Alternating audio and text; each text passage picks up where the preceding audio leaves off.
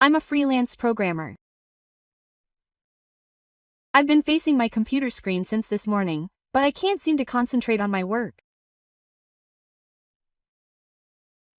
That's because I just moved here yesterday. I had to move here due to sudden work circumstances, but I had a miraculous experience that changed my life 180 degrees.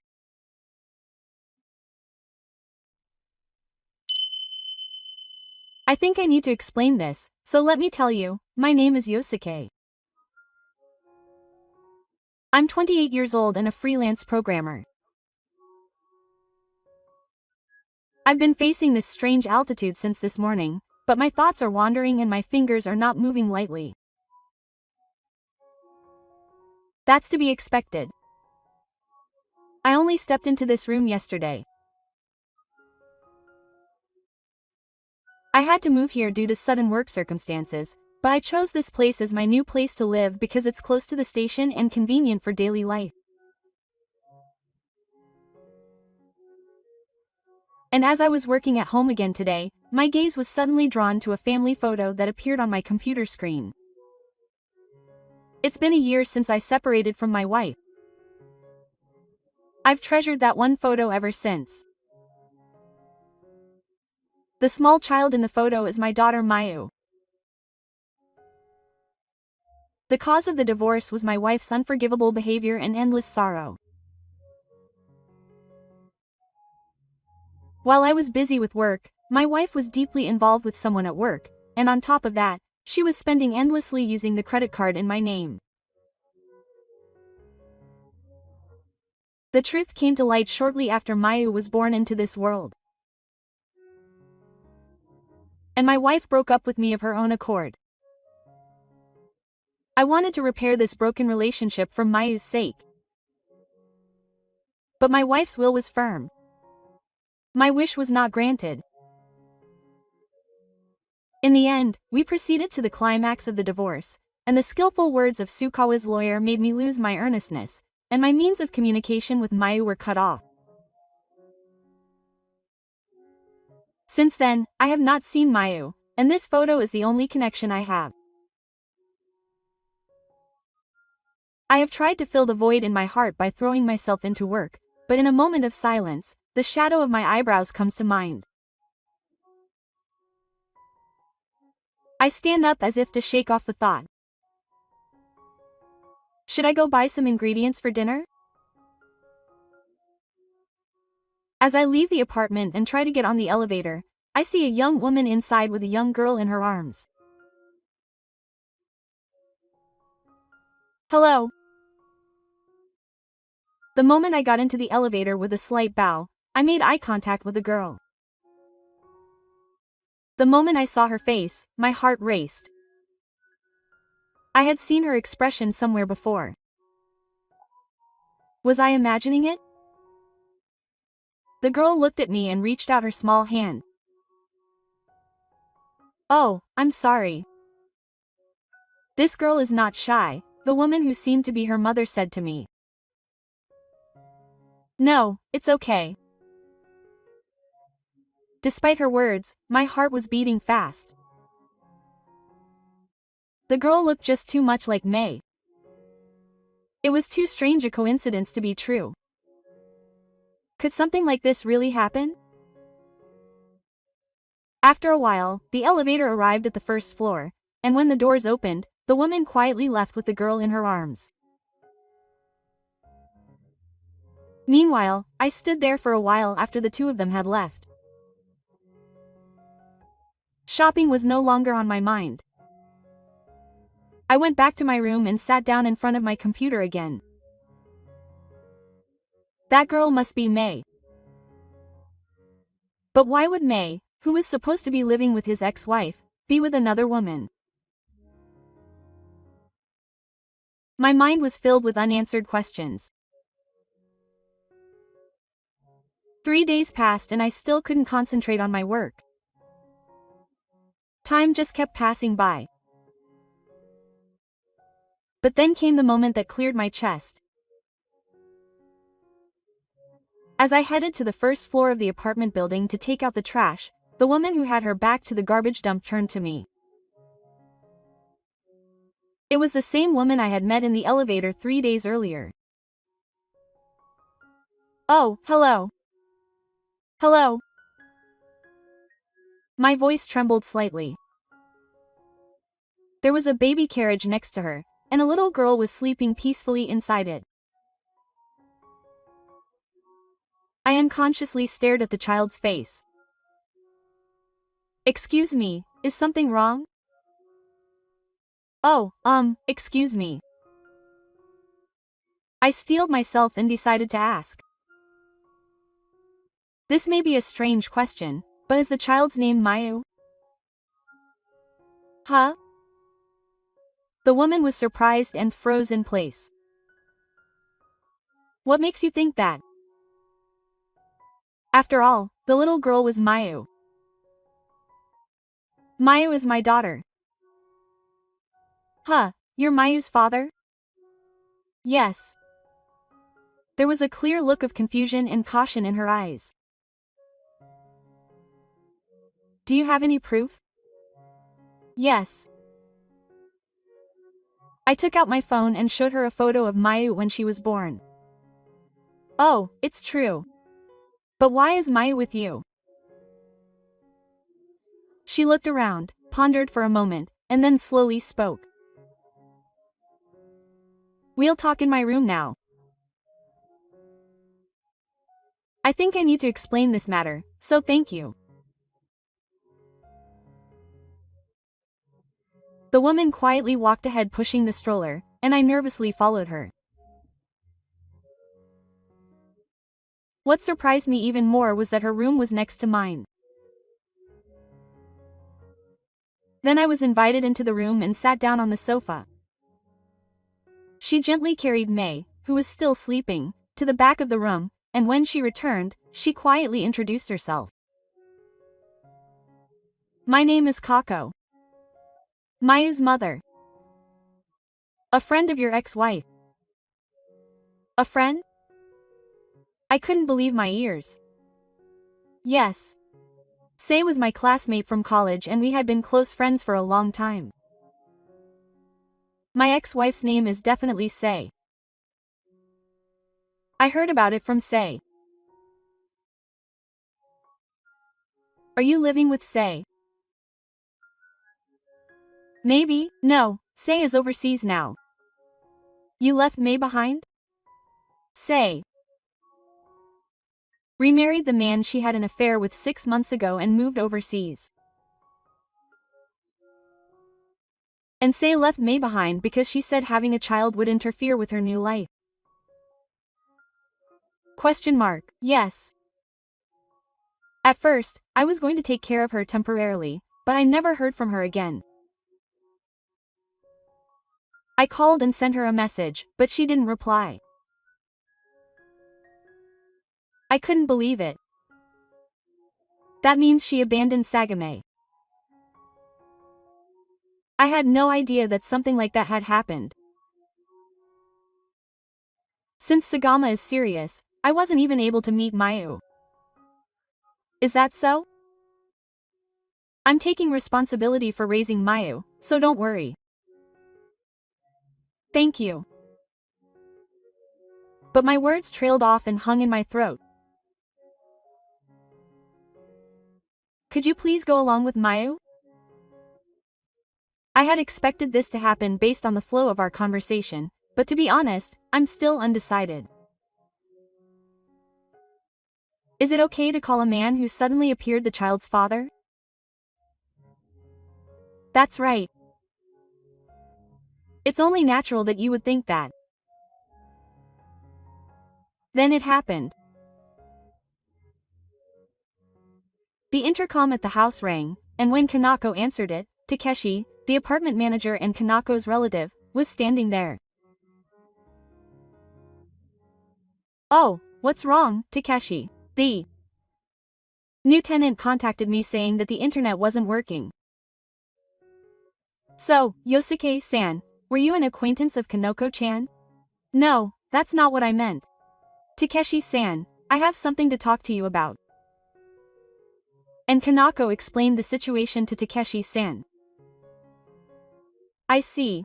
I had no idea there were such complicated circumstances. Well, I'm sure it'll be fine, Yosuke-san. We have strict identity checks when people move in, and I've been the caretaker here for 10 years, so I'm confident in my ability to judge people. It's reassuring to hear you say that. Takeshi-san's words eased the tension in the room slightly. And after a while, the sound of eyebrows croaking could be heard from the back room. Oh, it looks like she's awake, so please wait a moment. Kanoko-san went to her room and returned a few minutes later, her eyebrows frowned. Mayu looked at me and, as expected, reached out her small hand. Mayu stood up instinctively and approached Mayu. Mayu, do you remember? It's Dad. They got divorced 3 months after Mayu was born, so there's no way she would remember. But Mayu smiled and reached out her arm toward me. Mayu's eyes welled up with tears. Kanako seemed to hesitate for a moment, but at Takeshi's urging, she let me hold Mayu. Long time no see, Mayu. You've really grown attached to me. It's strange. They say blood is thicker than water. Mayu smiled happily as she touched my face with her small hands. Let me think about Mayu's future visits for a bit. Let's take our time and move on. That's right. Thank you. Let's start with the weekend. Could you play with Mayu on Saturday afternoon? I'd like to. Thank you very much. Then I'll go, so you two can have a thorough discussion. We saw Takeshi off and talked about Mayu. I would spend time with Mayu on the weekend and gradually fulfill my role as a father. And since both Kanako and I work from home, there was a possibility that we could cooperate in raising the child. And in this way, I was able to reunite with my daughter in an unexpected way. I couldn't wait until the promised Saturday, and thought about Mayu every day. And after getting through the long weekdays, the weekend finally arrived. I visited Kanako's room at the exact time we had agreed on. Hello. Please come in. I nervously went up to the house and saw Mayu playing in the living room. When she saw me, she raised her hands and slowly approached me. Amazing! She can walk already. She only recently started walking. She's still unsteady though. But she's a lively and active child. When I picked up Mayu's small body, she smiled happily. And we decided to play together with the toys Kanako had prepared. I stacked the sin sticks and knocked them down, laughing endlessly at my reaction. It looks like she has more fun breaking them than stacking them. That's right. She seems to like breaking everything. Mayu's laughter warmed my heart. I'll go make some tea now. Excuse me. Thank you. While Kanoko was out of the room, I observed Mayu carefully. Her eyes resembled mine, and her nose and mouth resembled my ex-wife's. That was undoubtedly proof that our lives were connected. And now she handed me a small picture book. Do you want me to read this? Does she understand what I'm saying? Mayu nodded repeatedly. When I opened the picture book, Mayu sat on my lap without saying anything and began to look at it intently. The bear and the pig, huh? That brings back memories. I feel like I was read to when I was little too. The bear. Mayu happily pointed to the picture. Oh, Maya loves that picture book. Kanako returned with a cup of hot tea. She always reads it before going to bed. Really? I read it to her too. Kanako smiled at the words that came out of her mouth without thinking. How long will you be staying here today? If it's not a bother, can I stay until the evening? Of course. Maya would be happy too. In that case, how about we have dinner together? I was just preparing the hot pot, so is that okay? I'd be happy. Thank you. Maya reacted when she heard the words, dinner. It's still a little early, but I'll get ready soon. Manma, Mayu, you want to help too? Then let's go to the kitchen together. I'll help too. The three of us move to the kitchen, where Kanako skillfully begins to cook. Mayu sits in a high chair and watches with great interest. It's quick to make. You can tell when she's cooking, right? Yes. I watch her often. What does Yosuke like? Maybe he's similar to Mayu. Yeah, he likes curry. Mayu really does love curry too. Huh, really? Curry. Oh, she's reacting properly. Then let's make curry next time. I think Mayu will be happy too. I'm happy. Thank you. As I help prepare the food while having this conversation, I'm overcome with a strange feeling. It's as if I'm with my family. Then she carries the finished pot to the table. Oh, it's hot. Then she places some on a small plate so Mayu can eat it, and she cuts the cold ingredients into small pieces and puts them in her mouth. It's delicious. Mayu points to the bowl that the pot is in and keeps saying, it's beautiful. Mayu, you did well. Vegetables are delicious too. Do you usually eat vegetables? Yes, I try to give them to you as much as possible. Well, sometimes I cut corners when I'm busy with work. Of course. It's hard to balance childcare and work by yourself. It's certainly hard at times, but just having Mayu around gives me strength. After a while, when we finished eating, Mayu started to look sleepy. It's almost time for her to get sleepy. Can I put her to bed if you like? Of course. Please do. I cooked Mayu and started reading the picture book from earlier again. Mayu was holding on tightly to my clothes. I slowly turned the pages and continued reading in a gentle voice, and Mayu fell asleep right away. Just seeing her like that filled my heart. You're good at putting children to sleep. I used to take care of Mako a lot. Really? Then let's put Mayu to bed. Kanako led me to the nursery. And then I gently laid Mayu down on the small bed, and Kanako and I returned to our normal lives. Mayu really did get used to me right away. Really? I'm happy to be honest, I was a little wary of Yosuke at first. Of course. But seeing how hard he's been working for Mayu, he's completely different from the impression I had from Seiko. What did Seiko tell me? She said that Yosuke wasn't interested in raising children and was a husband who was always working. So that's how he seemed to me. But I don't think that's what Yosuke really is. Well, it's true that he was busy with work, but he was willing to do anything for Mayu.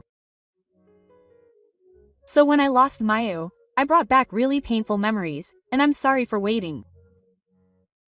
No, I'm really happy to be reunited with Mayu now, so it's okay.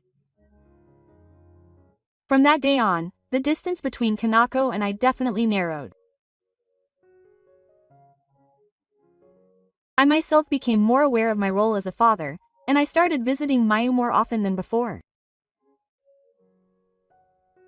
Did you cook dinner again today? Yes. I made curry as promised. Mayu happily ate the curry. After a while, after Mayu had fallen asleep, Kanako asked me, "What do you think about Mayu's earnestness, Yosuke?" I still want to get it back. That's right. Right now, there's only so much I can do because I don't have earnestness. Sei has completely abandoned childcare. She hasn't tried to see Mayu for over half a year, and anyone would think this is abnormal. Yes. I'm thinking of consulting a lawyer. I'll cooperate too. I think Mayu would be happier being with Yosuke. Thank you. With Kanoko's encouragement, I started the process of getting earnestness. If there's evidence, there's no chance. Especially if we prioritize the child's welfare, the process is quite complicated and likely to take a long time, but I can't give up now for Mayu's sake. Kako also cooperated fully, preparing the necessary testimony and documents.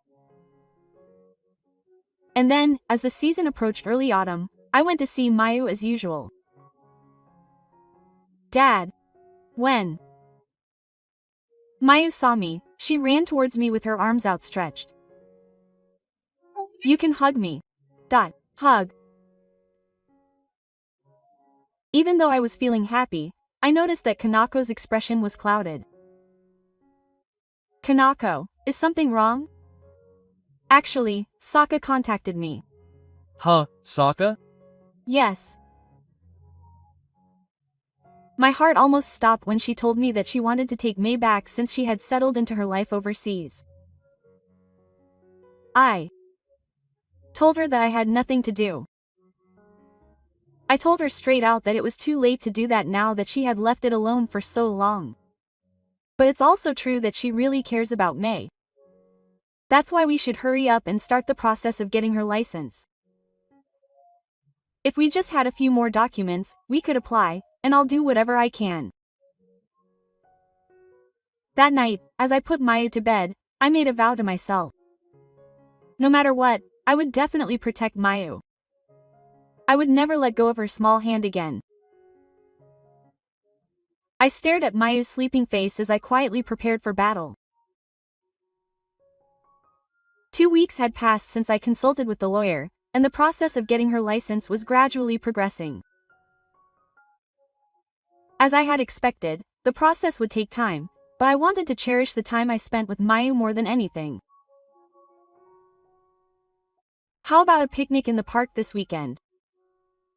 Mayu has been enjoying playing outside lately. Sounds good. I'll make lunch. I'm sure Mayu will be happy. I'm looking forward to it too. Hey, Mayu, Papa will make a delicious lunch for you. Mayu smiled happily. A few days later, the day of the picnic arrived, and I woke up early in the morning and made rice balls and sandwiches with all my heart. When I went to pick up Kanako and Mayu, Mayu was already jumping up and down in a good mood. Good morning. You're right on time. Yes. I was really looking forward to it. When we arrived at the park, Mayu was overjoyed to see the spacious lawn. Wow. It's dangerous, so don't run around by yourself. Yes. After playing with Mayu, I spread out the picnic blanket and set out the food I had prepared. Mayu smiled happily as she took a bite of the rice ball. It's really delicious. Yosuke is a good cook. No, I'm glad you said that. Thank you. The conversation we had while eating under the blue sky was a peaceful moment, like a painting. It felt like a happy time spent by a real family.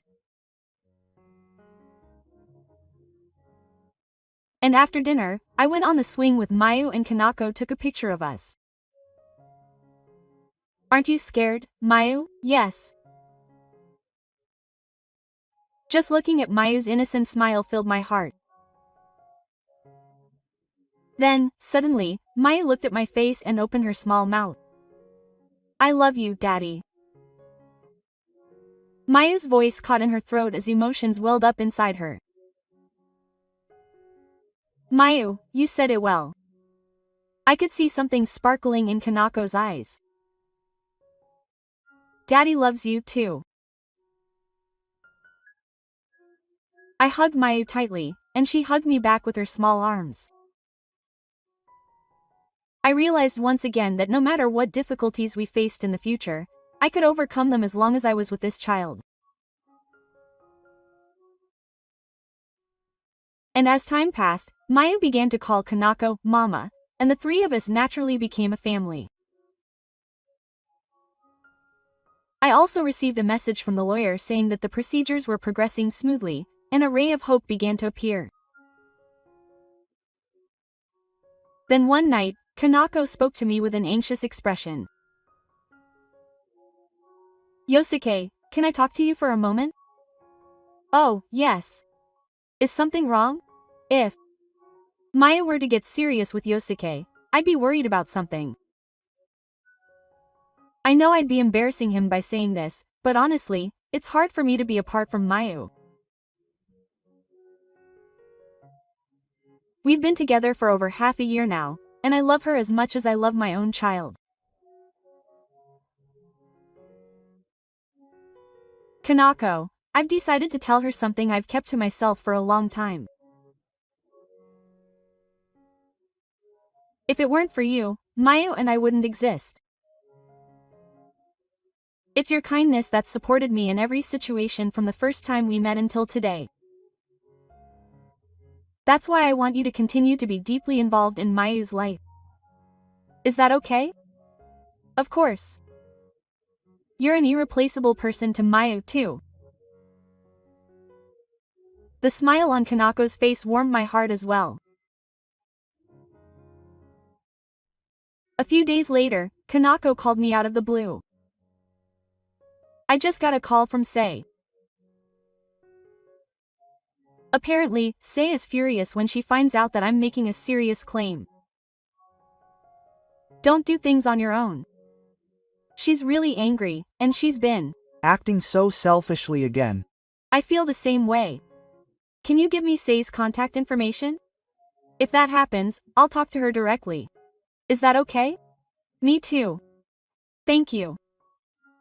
But first, I want to talk to her alone. However, the phone call with Sei ended in the worst possible outcome. Sei just kept insisting that Mai was her child and that she couldn't just take the real sword without permission.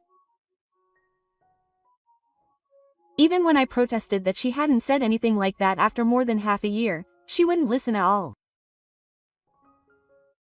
After hanging up the phone, I explained the situation to Kassan. I'll try talking to her too. The situation is tough. But I think it's worth a try.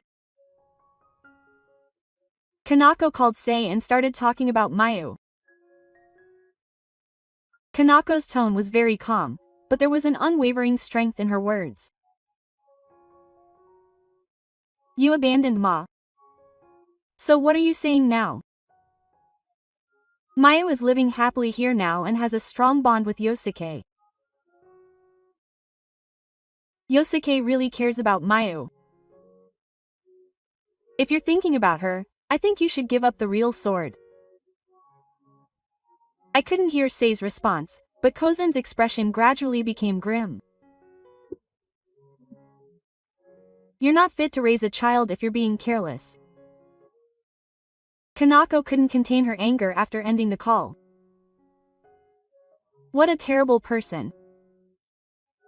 If you're going to give up Mai, you have to prepare the money. Instead of giving her the money, you have to give her a lump sum. She only sees Mai as a thing. Let's consult a lawyer. This is clearly child neglect, isn't it? Yes, it is. We can't let such a person have my. Kanako immediately contacted a lawyer and explained the situation. I See. That would be important evidence. If possible, I'd like to record what that person says. Actually, I've already recorded it. I thought it might be useful in case something happens, so I'm sorry for doing something without your permission. No, it was helpful. Thank you. I immediately played the recording to the lawyer, and he said that the chances of winning increased. This is clear child neglect and an act that goes against the welfare of the child. Let's file an emergency petition with the court and take measures including a restraining order. Parents like this can be dangerous to the child. Yosuke-san, this is necessary for Mai's sake. Is trying to use Ma for money. Yes, that's right. This is also to protect her. And I decided to follow the lawyer's advice and file an emergency petition with the court. The court quickly decided that Sei's attitude and behavior would seriously harm the welfare of the eyebrows, and granted me provisional authority. And as we had discussed beforehand, when the prohibition on contact was added to Sei went crazy and protested, but she was powerless in the face of the recorded evidence. That night, the three of us slept together with Mayu in the middle. Kako and I exchanged quiet smiles as we watched Mayu sleeping soundly and comfortably. The next morning, Mayu woke up and gave us a big smile. Good morning. Mayu. Good morning. It's great that you were able to say hello. Mayu, good morning. What do you want to eat today? Cake. Cake, huh? Then how about we make pancakes? Where's Mom? Of course Mom's here too. We'll always be together. I made eye contact with Kako and we both nodded. After that, the court issued a final ruling, and I officially acquired the right to control the eyebrows. And as a result of this illusory ruling, Sei was completely forbidden from touching the eyebrows.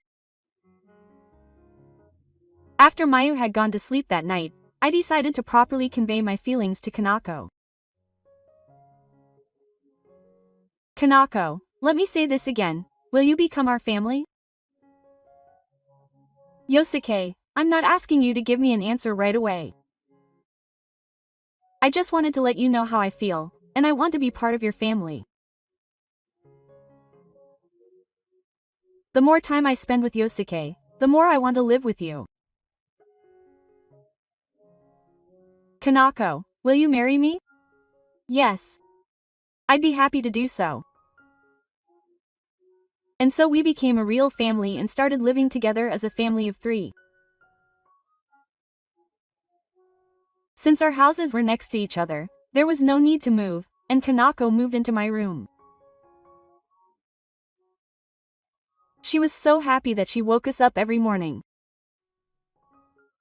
2 years later, she celebrated her 4th birthday. We prepared a cake and threw a small party for the three of us. It was a huge cake. Happy birthday, Mayu. Happy birthday, Mayu. This is a birthday present from Pa and Mama. We did it. Thank you. Seeing Mayu so happy filled Kanako and me with happiness. Then Mayu blew out the fire in her candle and said happily, Pa and Mama will always be together, right? Of course. We'll always be together, forever and ever. With that, we took a photo of the three of us as a family. After our miraculous reunion, we took a step forward as a new family. There will surely be difficulties ahead, but as long as the three of us are together, we can overcome them. I have no proof, but I am convinced of that. Thank you for watching until the end. If you enjoyed it, please subscribe to the channel. See you in the next video.